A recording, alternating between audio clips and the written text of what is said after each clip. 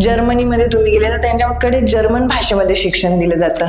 Ethanol आहे ते कशापासून तयार होतं, तो ऊस आणि धान्यापासून तयार होतं. त्याच्यामुळे शेतकऱ्यांनी जे पीक उगवलंय त्याला पण एक योग्य किंमत, योग्य भाव मिळू शकतो. त्याच्यानंतर कार्बन उत्सर्जन पण यातून कमी होतं. त्याच्यामुळे पर्यावरणपूरक पण आहे. शिक्षण क्षेत्रात एक मोठा बदल घडवणारी बातमी आहे.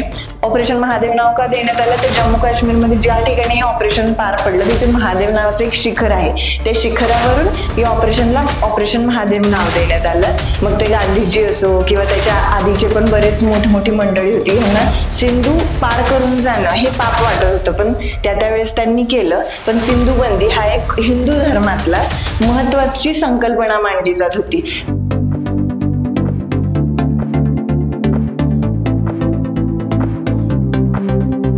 नमस्कार विद्यार्थी मित्रांनो, मी कल्याणी लोकायन आयएस अकॅडमी मध्ये तुमचे स्वागत करते. आपल्या वीकली करंट अफेअर्सच्या सिरीज नुसार दर रविवारी आपला व्हिडिओ अपलोड होत असतो. चला तर मग सुरू करूया आजच्या सेशनला, experience the current with Kalyani. तर मित्रांनो, आज आपण सगळ्यात पहिले बातमी बघणार आहोत. भारतातलं पहिलं हिंदी माध्यमातलं एमबीबीएस कॉलेज स्थापन होत आहे याबद्दलची. तर भारतातलं पहिलं एमबीबीएस कॉलेज हिंदी माध्यमातलं कुठे स्थापन होत आहे? मध्य प्रदेश येथील जबलपूर या ठिकाणी भारतात पहिलं हिंदी माध्यमातलं एमबीबीएस कॉलेज स्थापन होत आहे. ही अत्यंत महत्वाची आणि शिक्षण क्षेत्रात एक मोठा बदल घडवणारी बातमी आहे. याच्याबद्दल जाणून घेऊयात. स्थान मध्य प्रदेशातील जबलपूर या शहरामध्ये सत्राची सुरुवात कधीपासून होणार आहे तर 2027-28 शैक्षणिक सत्रापासून याची सुरुवात होईल हे एक्सपेक्टेड आहे, अपेक्षित आहे. जागा सुरुवातीला 50 एमबीबीएसच्या जागा उपलब्ध असतील, मग हळूहळू पुढे वाढत जातील. मध्य प्रदेशातलं हे हिंदी माध्यमातलं जे एमबीबीएस कॉलेज स्थापन होत आहे हे इतर राज्यांसाठी पण एक प्रेरणादायी असेल की ते त्यांच्या राज्यामध्ये त्यांच्या मातृभाषेमध्ये एमबीबीएस सारखं शिक्षण उपलब्ध करून देऊ शकतील. बऱ्याचदा काय होतं की सध्या एमबीबीएसचं शिक्षण फक्त इंग्लिश माध्यमातून अवेलेबल आहे, त्यामुळे बरेच असे हुशार विद्यार्थी आहेत पण त्यांना त्यांच्या भाषेमध्ये शिक्षण अवेलेबल नसल्यामुळे ते कुठेतरी मागे पडतात. तर याच्यामुळे ती उणीव भरून काढता येईल. मध्य प्रदेश आयुर्विज्ञान विद्यापीठाने मंजुरी दिलेली आहे याला. महत्व काय? यामुळे हिंदी भाषिक विद्यार्थ्यांना त्यांच्या मातृभाषेत वैद्यकीय शिक्षण घेता येईल. हा एक महत्वाचा बदल मानला जातो. फक्त आपल्या भारतातच जनरली इंग्लिश याच्यामध्ये एमबीबीएसचं शिक्षण दिलं जात होतं, इंग्लिश लँग्वेज मध्ये. जर्मनीमध्ये तुम्ही गेले तर त्यांच्याकडे जर्मन भाषेमध्ये शिक्षण दिलं जातं. भलेही यावर बऱ्यापैकी वादविवाद झालेला आहे या मुद्द्यावर की हिंदी भाषेमध्ये एमबीबीएसचं शिक्षण असायला पाहिजे का नाही, कारण बऱ्याच तज्ञांचं म्हणणं होतं की त्याच्या टर्मिनॉलॉजीज आहेत एमबीबीएसच्या, ते हिंदीमध्ये तुम्ही कसं घेणार? त्या इंग्लिशमध्ये आता वर्षानुवर्ष जसंच्या तसं वापरण्याची सवय झाली, मग त्याच्यामुळे हे हिंदी कॉलेजचा अट्टहास का? या गोष्टीवर बरेच वादविवाद झाले. पण सगळ्या ऍट दी एंड या सगळ्या गोष्टींच्या अंती फायनली मध्य प्रदेश सरकारने निर्णय घेतला की ते हिंदी माध्यमातून कॉलेज स्थापन करणार आहेत. हा एक अत्यंत महत्वाचा निर्णय मानू आपण. पुढाकार मध्य प्रदेशने यापूर्वीच एमबीबीएस अभ्यासक्रमांची पुस्तके हिंदीमध्ये भाषांतरित केली आहेत. त्यांनी आधीपासूनच तयारी करून ठेवली, म्हणून त्यांनी सुरुवातीपासूनच सगळ्या पुस्तकांचे हिंदी ह्याच्यामध्ये भाषांतर पण करून घेतलेलं आहे. पुढची बातमी बघूया की महाराष्ट्र सरकारने डॉक्टर एम.एस. स्वामीनाथन यांच्या सन्मानार्थ दरवर्षी 7 ऑगस्ट रोजी शाश्वत कृषी दिन साजरा करण्याची घोषणा केलेली आहे. एम.एस. स्वामीनाथन, ज्यांना आपण हरित क्रांतीचे जनक म्हणतो, तर ह्यांच्या सन्मानार्थ महाराष्ट्र सरकारने हे पाऊल उचललेलं आहे की त्यांनी 7 ऑगस्ट हा दिवस दरवर्षी शाश्वत कृषी दिन म्हणून साजरा करण्याचं महाराष्ट्र सरकारने ठरवलेलं आहे. उद्देश काय तर भारतरत्न डॉक्टर एम.एस. स्वामीनाथन यांच्या योगदानाला आदरांजली वाहण्यासाठी दरवर्षी 7 ऑगस्टला त्यांची जयंती असते. एम.एस. स्वामीनाथनची जयंती असते 7 ऑगस्टला, तर त्या दिवशी शाश्वत कृषी दिन साजरा करण्यात येणार आहे. महाराष्ट्र सरकारकडून ही घोषणा करण्यात आली. उद्देश काय तर महाराष्ट्रातील कृषी क्षेत्रात शाश्वत आणि पर्यावरणाची काळजी घेणाऱ्या शेतीला प्रोत्साहन देणे. संबंधित इतर घोषणा पण कोणत्या केलेल्या आहे की केंद्रांची स्थापना करण्यात आली. कोणते केंद्र? Bio happiness centres. राज्यभरातील कृषी विद्यापीठांमध्ये हे जे बायो हॅपीनेस सेंटर आहेत ना, हे स्थापन केले जाणार आहेत. तर ह्या सेंटर्सचे कार्य काय असणार आहे की शाश्वत शेती, हवामान अनुकूल तंत्रज्ञान आणि अन्न सुरक्षा या विषयांवर संशोधन केलं जाणार आहे. काय होणार इथे तर शाश्वत शेती, त्याच्यानंतर हवामान अनुकूल तंत्रज्ञान, अन्न सुरक्षा या विषयांवर संशोधन केलं जाईल या सेंटर्समध्ये. हा बरोबर. पुढे बघूयात नागपूरची दिव्या देशमुख, सध्या फार चर्चेत आहे दिव्या देशमुख. फाईड महिला बुद्धिबळ विश्वचषक जिंकणारी पहिली भारतीय महिला ठरली आहे. दिव्या देशमुख वय वर्ष फक्त 19 आहे. तिची लढत होती कोनेरू हम्पी, ही पण भारतीय महिलाच आहे. ती ऑलरेडी ग्रँड मास्टर होती. तिचं वय 38, म्हणजे जवळजवळ दिव्याच्या तब्बल 19 वर्षापेक्षा जास्त तिचं वय आहे, 38 वर्ष. त्या कोनेरू हम्पीला दिव्या देशमुखने हरवला आहे या फाईडच्या विश्वचषकाच्या अंतिम फेरीमध्ये आणि ती स्वतः ग्रँड मास्टर बनली आहे. तिच्याबद्दल बघूया. नागपूरची दिव्या बुद्धिबळाची नवी महाराणी. महाराष्ट्रासाठी, भारतासाठी तर आहेच, पण महाराष्ट्रासाठी ही विशेष अभिमानाची बाब आहे. 9 डिसेंबर 2005 तिचा जन्म नागपूरमध्ये झाला होता. 2013 मध्ये सगळ्यात पहिले महिला फाईड म्हणजेच इंटरनॅशनल चेस फेडरेशन कडून तिला मास्टर ही पदवी देण्यात आली होती. 2013 मध्ये म्हणजे वयाच्या फक्त 8व्या वर्षीच तिला मास्टर ही पदवी देण्यात आली होती. 2018 मध्ये महिला आंतरराष्ट्रीय मास्टर म्हणून तिची निवड केली गेली. 2021 मध्ये महिला ग्रँड मास्टर ती झाली. 2023 मध्ये इंटरनॅशनल मास्टर नॉर्म मिळवणारी ज्युनियर मधील सर्वोत्तम महिला खेळाडू होती. 23 मध्ये पुन्हा ती आंतरराष्ट्रीय मास्टर आणि 2025 मध्ये फाईड वर्ल्ड कप मध्ये ती ग्रँड मास्टरच बनली. तर दिव्या देशमुखची ही काही माहिती आहे छोटी, ही लक्षात ठेवणं गरजेचं आहे.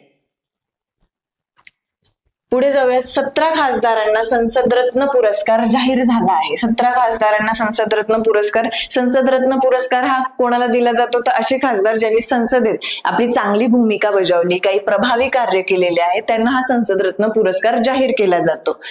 तर विशेष म्हणजे याच्यामध्ये महाराष्ट्रातले 7 खासदार यांचा समावेश आहे. या संसद रत्न पुरस्कारात महाराष्ट्रातल्या जवळजवळ 7 खासदारांना, 17 पैकी 7 खासदारांना हा पुरस्कार मिळणार आहे. तर महाराष्ट्रातले कोणकोणत्या खासदारांना मिळणारे हे लक्षात ठेवूया.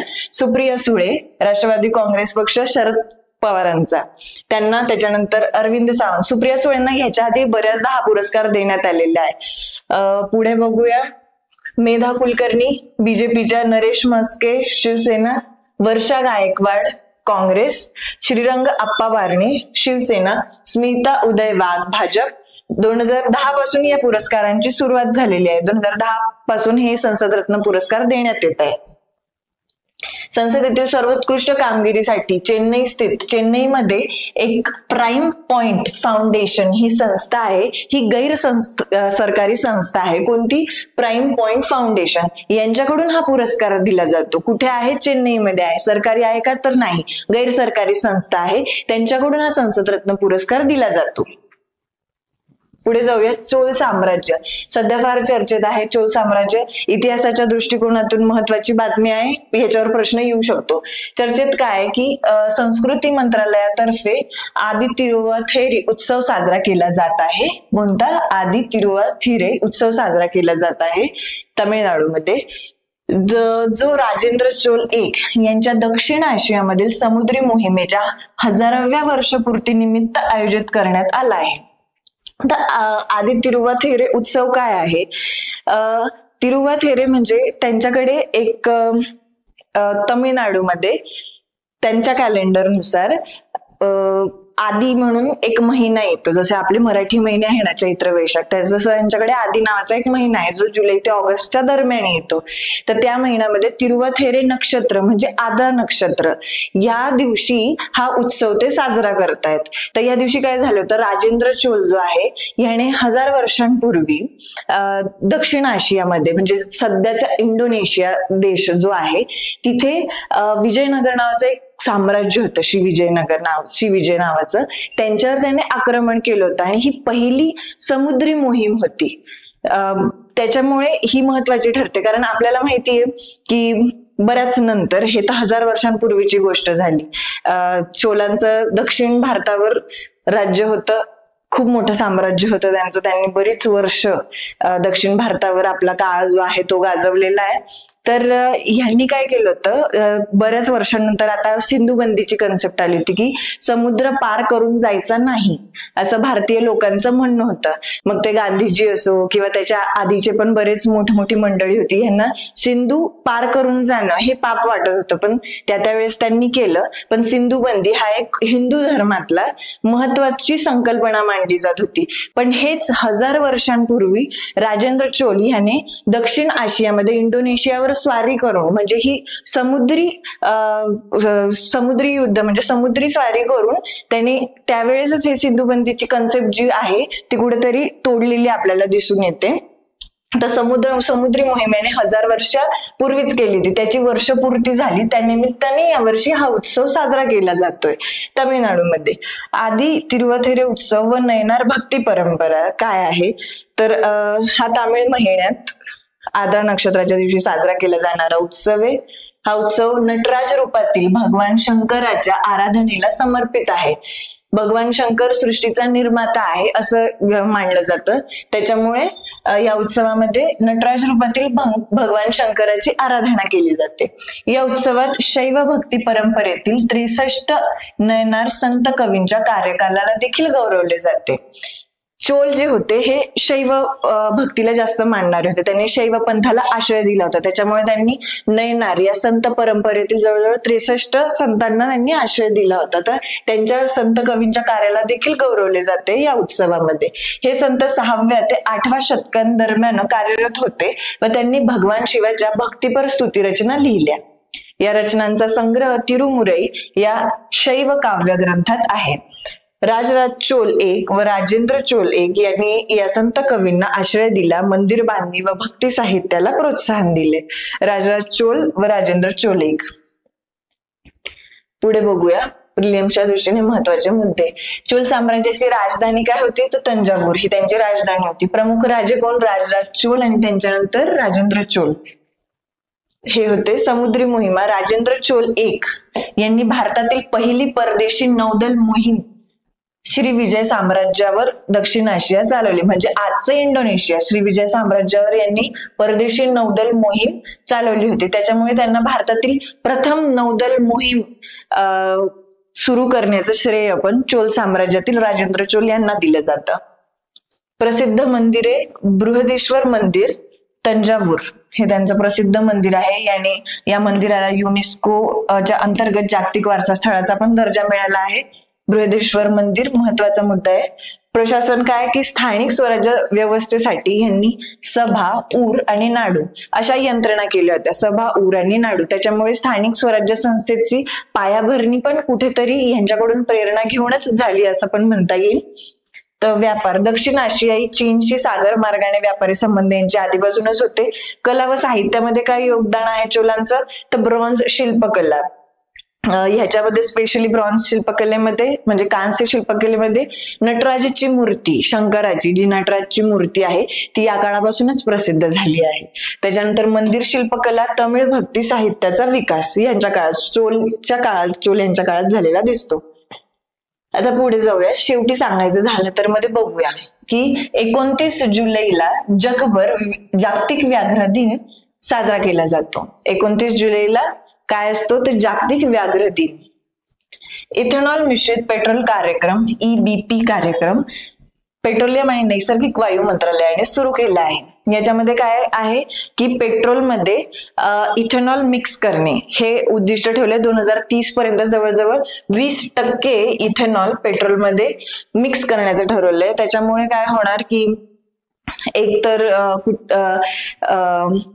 एकतर आपण जे कच्चा तेल आयात करतो दुसऱ्या देशांकडून तर ते कच्च्या तेल आयातीवर जरसं आपण दुसऱ्या देशांवरची जी डिपेंडन्सी आपली ती कमी होईल. आपण त्या बाबतीत थोडीशी आत्मनिर्भर बनू.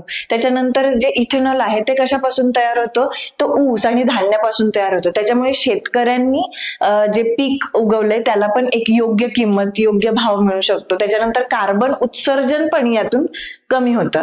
त्याच्यामुळे पर्यावरणपूरक पण आहे.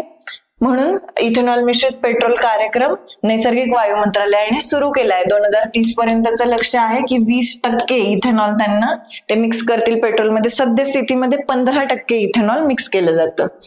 ग्लोबल फायनान्स मासिकाने स्टेट बँक ऑफ इंडिया ही 2025 साठी जगातील सर्वोत्तम ग्राहक बँक म्हणून निवड केली आहे. ठीक आहे, कोणती bank? State Bank of India ही जगातील सर्वोत्तम ग्राहक बँक म्हणून हिची निवड करण्यात आली आहे. पटण्यासारखं नसलं तरी पण लक्षात ठेवा की स्टेट बँक ऑफ इंडिया हीच आहे सर्वोत्तम ग्राहक बँक.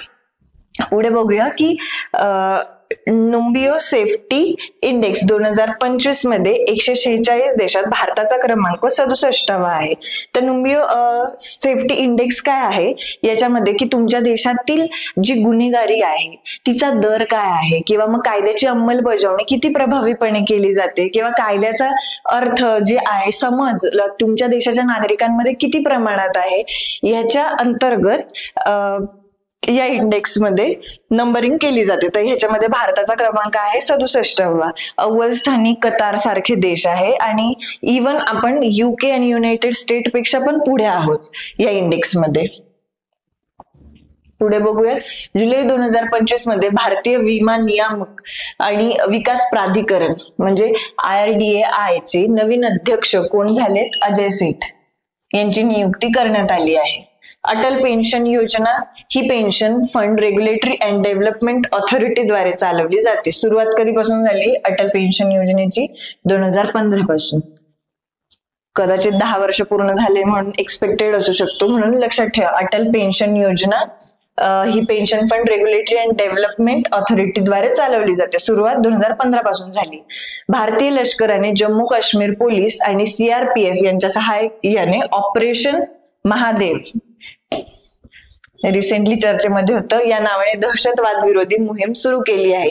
याच्याने पहलगाम हल्ल्यामध्ये जे मुख्य दहशतवादी होते 3 त्यांना संपवलेलं आहे ऑपरेशन महादेव अंतर्गत. हे ऑपरेशन महादेव नाव का देण्यात आलं? तर जम्मू काश्मीरमध्ये ज्या ठिकाणी हे ऑपरेशन पार पडलं तिथे महादेव नावाचं एक शिखर आहे, त्या शिखरावरून या ऑपरेशनला ऑपरेशन महादेव नाव देण्यात आलं. ते योगायोग होता की श्रावणी पहिल्या सोमवारच्याच वेळेस हे ऑपरेशन झालं किंवा श्रावणामध्ये ऑपरेशन झालं, पण म्हणून त्याला महादेव नाव नाही देण्यात आले कारण बऱ्याच जणांचा समज असा झाला होता. तर तिथे असलेल्या एका महादेव शिखरावरून त्याचं नाव ऑपरेशन महादेव देण्यात आले. पुढे बघूयात, बोल्ड कुरुक्षेत्र युद्ध सराव हा भारत आणि सिंगापूर या 2 देशांच्या सैन्यामध्ये होणारा द्विपक्षीय युद्ध सराव आहे. कोणते देश? भारत आणि सिंगापूर यांच्यामध्ये कोणता सराव होतोय? बोल्ड कुरुक्षेत्र युद्ध सराव. हा कुठे होतोय? तर राजस्थान मधील जोधपूर या ठिकाणी. कुठे होतोय? राजस्थान मधील जोधपूर या ठिकाणी. ठिकाण पण लक्षात ठेवा, ते महत्वाचं असतं. पेन ट्रान्सलेट पुरस्कार 2025 कोणाला मिळालाय? गीतांजली श्री यांना याच्या आधी बुकर पुरस्कार पण मिळालेला आहे. तर ह्यांच्या एलिफंट्सची रिलेटेड कोणती तरी कादंबरी आहे, तिचं नाव मला एक्झॅक्ट आता आठवत नाहीये, पण त्या कादंबरीला त्यांच्या हा पुरस्कार देण्यात आलाय. पेन ट्रान्सलेट पुरस्कार 2025 गीतांजली श्री यांना मिळालाय. फ्रान्स देशाद्वारे पॅलेस्टाईनला अधिकृत राज्य म्हणून मान्यता देण्यात येणार आहे. फ्रान्स देश आता पॅलेस्टाईनला मान्य करणार आहे. कारगिल विजय दिन 26 जुलै आपल्या सगळ्यांना माहितच असतो, साजरा करण्यात येतो. कारगिल युद्ध भारत आणि पाकिस्तान देशांमध्ये झालं होतं. न्यायाधीश यशवंत वर्मा यांच्या विरुद्ध राज्यसभेत मांडण्यात आलेल्या महाभियोग प्रस्तावावर 63 खासदारांनी सही केली होती. यशवंत वर्मा यांच्या निवासी स्थानावर लागलेल्या आगीमध्ये त्यांच्या जे स्टोर हाऊस होतं तिथे ज्या वस्तू वगैरे जळाल्या त्याच्यामध्ये बऱ्याच अंशी नोटा होत्या, बरेच पैसे म्हणजे मोठ्या प्रमाणातल्या अर्धवट जळालेल्या नोटा पण सापडलेल्या आहेत. त्याच्यामुळे यांच्यावर कारवाई झाली आणि पुढे महाभियोग प्रस्ताव पण मांडण्यात आला. सद्यस्थितीमध्ये लोकसभेमध्ये ह्याच्यावर म्हणजे सुरू जरी हा राज्यसभेमध्ये झाला तरी पण पुढे नंतर लोकसभेने स्वतःच्या अंडरच घेतला. आता त्यांनी एक समिती स्थापन केलेली आहे. पुढे जाऊयात, नरेंद्र मोदी सर्वाधिक काळ पंतप्रधान पदावर राहणारे दुसरे नेते ठरले. सर्वाधिक काळ सलग पंतप्रधान पदावर राहिले, सलग. कारण इंदिरा गांधी पण आहेत पण त्या फक्त सलग नव्हत्या. मध्ये मोरारजी देसाईंचं सरकार आल्यामुळे मधल्या जो 2 वर्षाचा कालावधी होता त्या काळामध्ये त्या नव्हत्या, पण पुन्हा त्याच्यानंतर त्या पंतप्रधान पदावर आल्या होत्या. पण सलग जर म्हणलं तर जवाहरलाल नेहरूंनंतर दुसरे पंतप्रधान ठरलेत पंतप्रधान मोदी. इंदिरा गांधी राष्ट्रीय मुक्त विद्यापीठाच्या पहिल्या महिला कुलगुरू उमा कांजी लाल या ठरल्या आहेत. या पहिल्याच महिला कुलगुरू आहेत इंदिरा गांधी राष्ट्रीय मुक्त विद्यापीठाच्या. जो रूट कसोटी क्रिकेटमध्ये सर्वाधिक धावा करणारा दुसरा फलंदाज बनला आहे.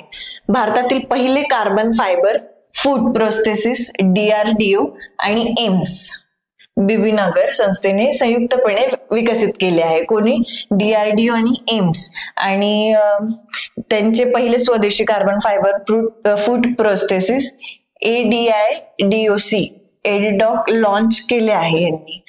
DRDO आणि एम्स यांनी संयुक्तरित्या ADIDOC लॉन्च केले आहेत. हे काय आहेत? Basically carbon fibre foot processes म्हणजे काय की त्यांनी एक कृत्रिम पाय बनवला आहे जे सैनिक युद्धामध्ये अपंग झाले आहेत किंवा काही नागरिक पण ज्यांचा एक पाय गुडघ्यापासून खाली निकामी झालेला आहे किंवा नाहीच आहे, तर त्यांच्यासाठी ही खूप चांगली इनोव्हेशन आपण म्हणू शकतो. त्याच्याने तुम्ही हा पाय जर त्यांनी लावला तर ते नॉर्मल आयुष्यात जगू शकतील, ते व्यवस्थित चालू शकतील, धावू शकतील, उडी पण मारू शकतील. आणि 20,000 पर्यंत बहुतेक याची प्राइस असणार आहे. तर सामान्य नागरिकांना सुद्धा परवडण्यासारखं आहे. 2025 मध्ये होणाऱ्या फाईड बुद्धिबळ विश्वचषकाचं आयोजन आता कोणता? भारत देश करणार आहे. फाईड बुद्धिबळ स्पर्धा सध्या दिव्या देशमुखमुळे फार चर्चेमध्ये आहे. त्याच्यामुळे आता 2025चं आयोजन कोण करणार आहे? भारत देश. हे आपण लक्षात ठेवलं पाहिजे. आंतरराष्ट्रीय नाणेनिधी IMF नुसार जलद पेमेंट मध्ये भारत देश जागतिक आघाडीवर आहे.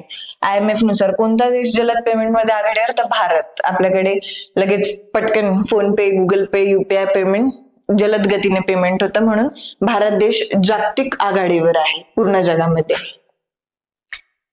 आजच्या सेशन मध्ये एवढंच. भेटूया पुढच्या सेशनला. तोपर्यंत व्हिडिओ आवडला असेल तर लाईक करा, शेअर करा, चॅनलला सबस्क्राईब करा आणि कमेंटही करा. धन्यवाद.